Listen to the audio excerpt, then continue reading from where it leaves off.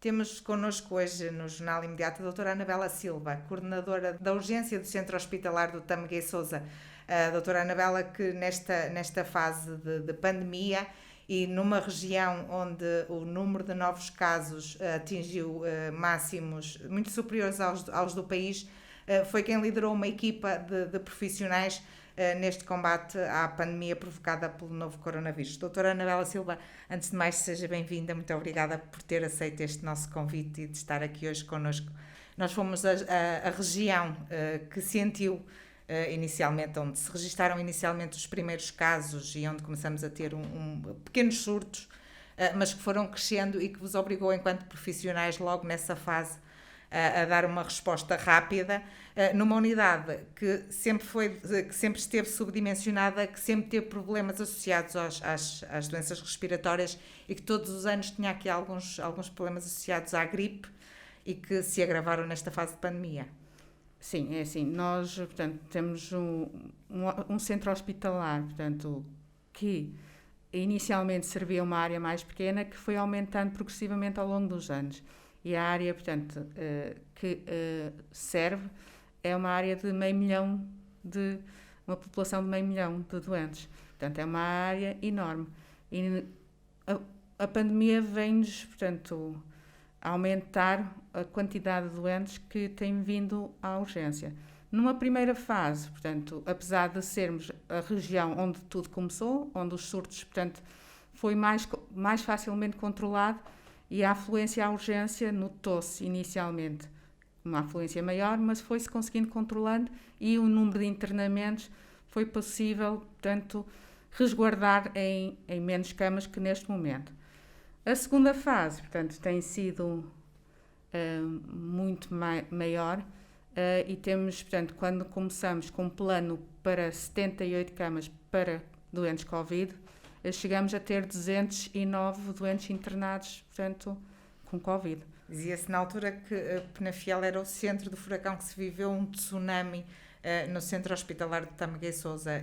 Os profissionais, quando é que começaram a sentir esta pressão maior? Começou no início de outubro e começamos a notar, portanto, um aumento progressivo desde o início de outubro, finais de setembro, portanto, foi progressivamente aumentando, chegando a ter 800 admissões no serviço de urgência global. Portanto, depois tivemos dias também de ter 30, 40 pessoas na urgência à espera de camas para internamento. Sim. Como é que conseguiu transmitir-lhes e dar-lhes ânimo para continuarem? Porque eu acredito que deve ter havido alturas humanamente muito difíceis para os profissionais da urgência. Foi muito difícil, foi necessário a contratação de mais enfermeiros, mais auxiliares, portanto assistentes operacionais, mais médicos, portanto em termos para a avaliação inicial dos doentes, e tudo isso foi um processo gradual e com muito esforço e muitas vezes com trabalho extraordinário de quem ainda faz parte da equipa. Portanto, foi necessário a equipa desdobrar-se, tanto médicos como enfermeiros como auxiliares, para cobrir esta afluência e cobrir as falhas, portanto, da equipa por doença, por isolamento profilático, tudo isso. Qual foi o sentimento que viveu naquele período mais conturbado dentro da urgência? Infelizmente, eu não estive propriamente ao serviço no tempo mais conturbado. Eu, portanto, estive doente, estive em casa naquele período em que foi, portanto, o de maior afluência, e, portanto, a tentativa à distância de dar-lhes ânimo foi tentar, portanto, resolver as situações que iam surgindo, mas muito difícil à distância, como quem disse. Eu, portanto, era através de telefonemas, contactos telefónicos, contactos por e-mail, portanto, a organização foi-se mantendo e o contacto foi mantendo. Desde que voltei, portanto, tenho mantido sempre lá, portanto, visto o que é necessário, tentando, portanto, apoiá-los em tudo que precisam, e acho que neste momento a equipa está mais forte e não digo que está pronta para outra, porque acho que merecemos um bocado de descanso. Dizia-me há pouco que eles lhe faziam chegar as preocupações deles e as necessidades. Isso traduzia-se essencialmente na falta de meios humanos. Sim. Para combater aquela E não só, portanto, havia, portanto, na maior afluência, portanto, apesar de tentarmos organizar, havia sempre uma desorganização porque não se conseguia dar vazão, portanto, aos doentes que entraram, portanto, não havia mãos a medir.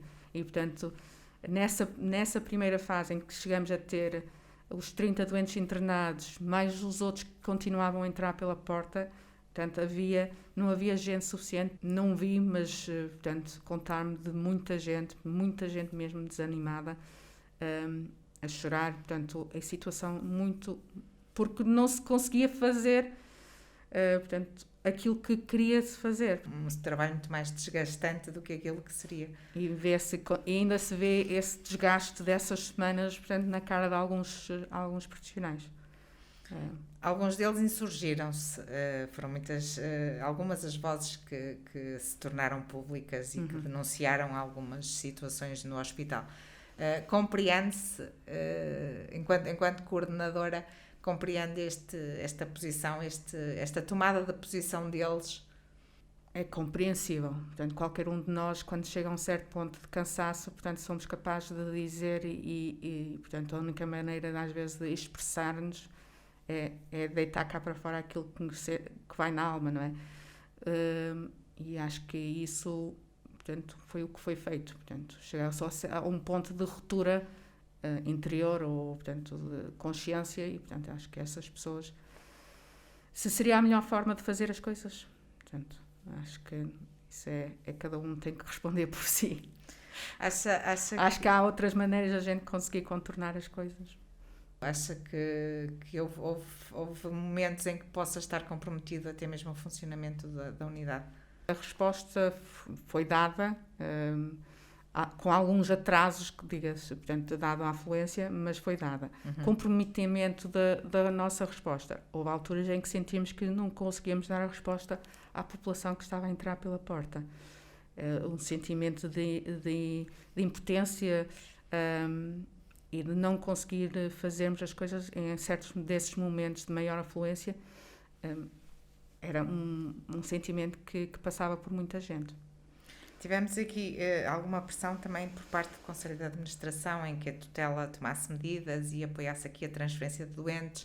Isso foi essencial para, não foi normalizar, porque ele ainda não está normalizado, mas para acautelar mais ainda o trabalho das unidades e da vossa também, libertando muito espaço da urgência que foi ocupado indevidamente. Sim, acho que essa pressão sobre a tutela, acho que isto devia ter sido tomado, portanto, nacionalmente, arranjado maneira porque sabemos que em certas zonas vai haver uma maior afluência de doentes Covid e não podemos esquecer dos outros doentes também. E num hospital, portanto, que está no centro de uma população em que é com maior número de casos, portanto, tinha que se arranjar maneira de ajudá-los e acho que essa pressão sobre a tutela foi necessária, mas se calhar devia ter havido algum planeamento pela tutela nesta perspectiva de uma segunda vaga e o que é que poderia acontecer em certas regiões do país. Devia-se ter começado a trabalhar mais cedo nesta fase. Eu acho que sim, globalmente, portanto, superiormente a nós, acho que sim, há coisas que podiam ter sido feitas. A primeira vaga correu melhor, portanto, porque houve decisões tomadas rapidamente e numa fase muito inicial de toda a pandemia. Sentiu-se abandonada em algum momento? Pela tutela, pelo hospital, independentemente de por quem tenha sido? Sentimos que poderia haver mais coisas a serem feitas e que não estão a ser feitas, portanto, por a tutela. Às vezes, portanto, fico na dúvida se o Conselho de Administração, portanto, poderia ter feito uma pressão mais cedo, mas isso, em retrospectiva, é muito fácil de falarmos e pensarmos. Se fomos abandonados ou sentimos, acho que muitos de nós, na altura da maior crise, sentimos que fomos deixados ali aos lobos. Esperemos que este apoio que tem sido dado até agora que continue a ser dado e que venham mais mais alguns benefícios desta pressão toda que foi, estamos mais apoiados, estamos mais organizados, conseguimos organizar-nos porque também a afluência tem vindo a diminuir e, portanto, a organização já está a ser mais planeada. Há umas semanas atrás, há um mês atrás, portanto, o planeamento estava a ser feito, mas a vaga chegou mais cedo e, portanto, fomos apanhados assim um bocadinho despreparados. Na nossa região foi, portanto, catastrófica. De um dia para o outro começamos a entrar 200, 300, 400 doentes pela urgência. O facto de vocês, a dada altura, terem os doentes Covid e os suspeitos e os tudo problemas misturado, tudo junto, também contribuiu um pouco, se calhar, para a propagação da doença, também internamente. Provavelmente. Provavelmente porque chegamos a ter 60, 70 doentes numa área, portanto, muito restrita. Enquanto responsável pelo serviço, não é? Como é que É se muito lida? difícil. É muito difícil. Portanto, muitos de nós já trabalhamos no hospital há muitos anos e chegar a este ponto em que se não se consegue mexer numa área porque estamos, portanto, assoberbados de doentes e não haver mãos a medir, portanto, é muito triste. Não há maneira de conseguir, portanto, explicar, portanto, o sentimento que temos e tivemos e que muitos dos enfermeiros que estão, portanto, mais no terreno, os assistentes operacionais que estão mais no terreno, portanto, que estão lá de horas a fim, portanto, junto destes doentes, portanto, portanto, é o apoio que a gente possa dar, que eu possa dar como coordenadora, é tentar ver que isto vai passar. Mas também nesta fase também temos aqui uma outra coisa que é, os doentes estão sozinhos. É muito complicado também para os doentes estarem este tempo todo, portanto, ou só na urgência ou depois para o internamento, estarem sem alguém conhecido junto deles. É muito triste e a gente faz um bocadinho esse papel. Portanto, acabamos por fazer um bocadinho esse papel de conversar com os doentes, portanto, e em alturas em que chegamos a ter os 60, 80, 70 doentes, portanto, não havia hipótese.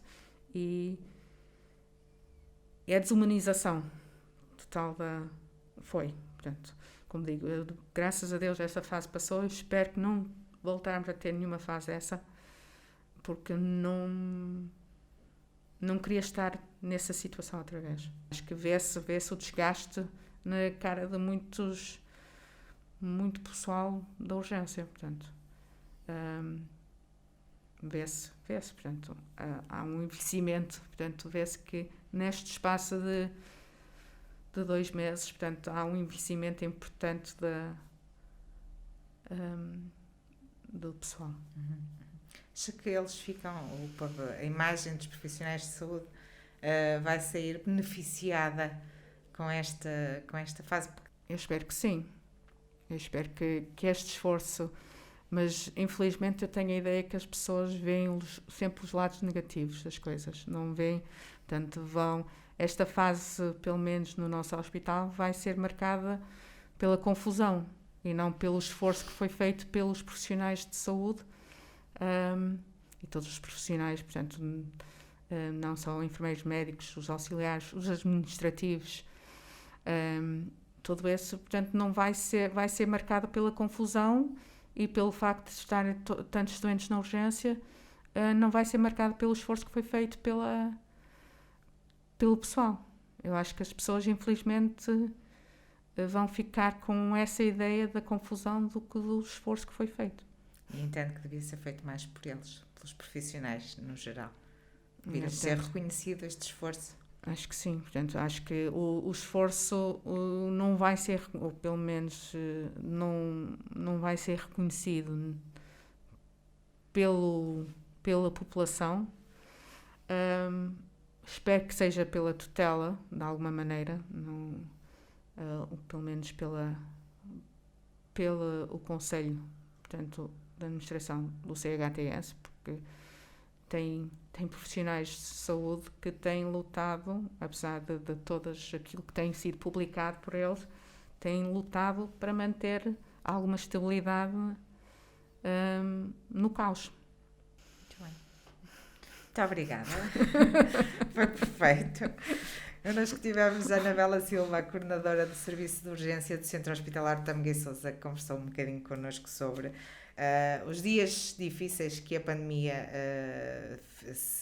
trouxeram a este hospital, que trouxeram ainda também o desalento dos profissionais de saúde, o cansaço, momentos de grande pressão que, segundo a doutora Anabela, neste momento estão mais tranquilos e que estaremos a caminhar no bom sentido. Esperemos que sim. Muito obrigada. Obrigada eu.